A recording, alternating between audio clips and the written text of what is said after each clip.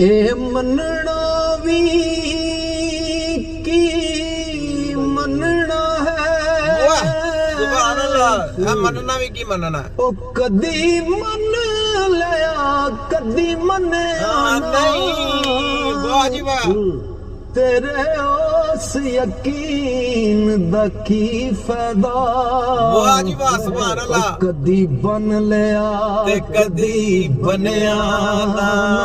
वाह जी वाह, क्या बात है। तेरे सामने तेरे यकीन वाले वाह, वाह। तू ते बदले वन सवन नाल, वाह। सिदक सोनी दा वेख सरदार साइया वाह जी वाह। कच्चा वेख अखी मुड़ भी पन्या ना। वाह, माशाल्लाह, क्या बात है, क्या बात है। तो जो दिल में अपने नबी का ईमान रखते हैं, जो दिल में मोहब्बत अपने नबी के लिए रखते हैं ना, तो अल्लाह ताला उनके रास्ते भी सीधे कर देता है, हमवार कर देता है, सब जाली तख्तों की हवा निकाल देता है। याद रख लें, सिर्फ नारा अपने नबी का लगाना है। तो यहाँ पे ये देखें, एक हमारे साहब का MNA साहब है, जनाब शेख रेज साहब। इनकी बातें सुने, फिर मैं कुछ बातें इनके साथ आपके साथ शेयर भी करता हूँ, तो मजा भी आएगा आपको सुने इनकी बातें। ख्वाजा आसिफ साहब मौजूद में हैं। तो कहाँ से आ गया सीनियर? कल का बच्चा है वो। ख्वाजा आसिफ कल का आया यार, मुस्लिम लीग में अभी 93 97 में आएगा। 97 में जरा ख्वाजा आसफ 97 में आया साहब का। शेख साहब उनकी पूरे चटिया पट्टे खो रहे हैं। ख्वाजा आसफ तेरे रगड़ू की 80 की तहसीस ना, ये छोटा हकीम है, ठीक है। ये सुनो साहब वो भी आया।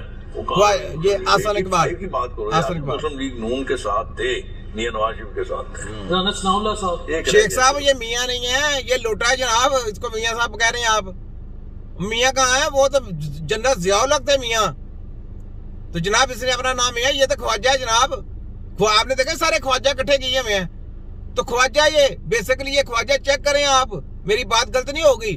बात ये आपके साथ वीडियो शेयर करने का मकसद ये है कि आप जरा चेक करें। आप माशाल्लाह एक आला शख्सियत के मालिक हैं, आप आला लोग हैं, जरा इनकी हिस्ट्री पर पीछे पता करें ये कौन है। इनकी कपूरथला रियासत में एक सरिया की दुकान थी, सरिये की, जो शरीफ था इनका वाला साहब वो चलाता था। इनको ऑर्डर नहीं मिलता था, तो ऑर्डर कौन लेके देता था? शेख साहब मैं आपको ये बात बड़े दिमाग से और बड़ी रिसर्च से बता रहा हूँ।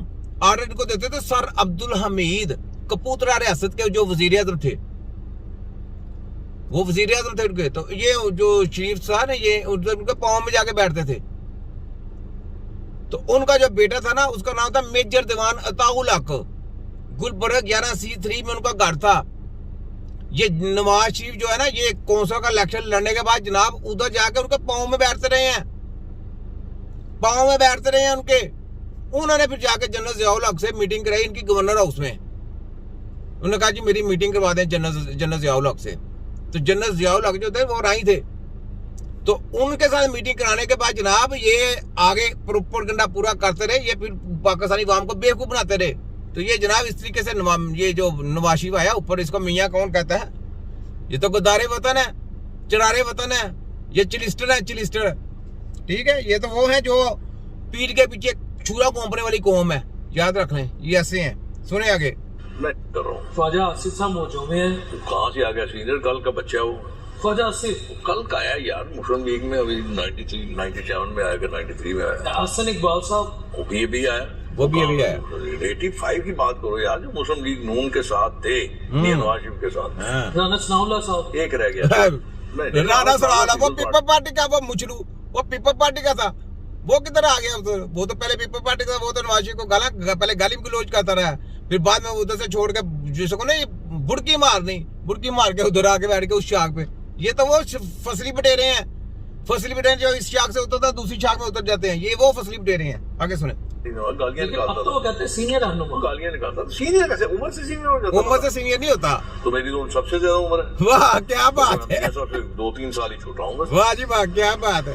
शेख साहब लेकिन इसमें अब राना सनाउल्लाह आप कह रहे हैं गालियां निकालते हैं, लेकिन विद ड्यू पीपल्स पार्टी में था यार।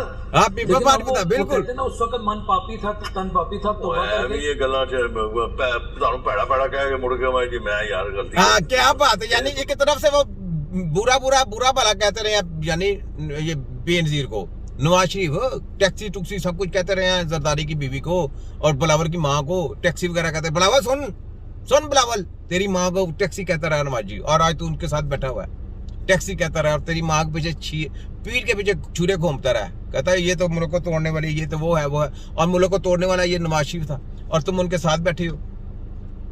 सियासत वो करो जो गैरत को परवान चढ़ाए, आप अपनी गैरत को डुबो रहे हैं, ठीक है?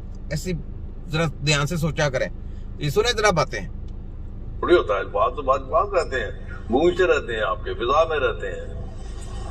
तो अब जब ये लफ्ज इस्तेमाल होता है, मियाँ तेरा एक इशारा हाजिर हाजिर लो, हमारा मुशर्रफ दौर की सजाएं क्या फर्क पैदा है यार? जिधर मर्जी नारे लगाओ, हाँ, कहने में क्या कहने में क्या, सब लफ्जी हैं।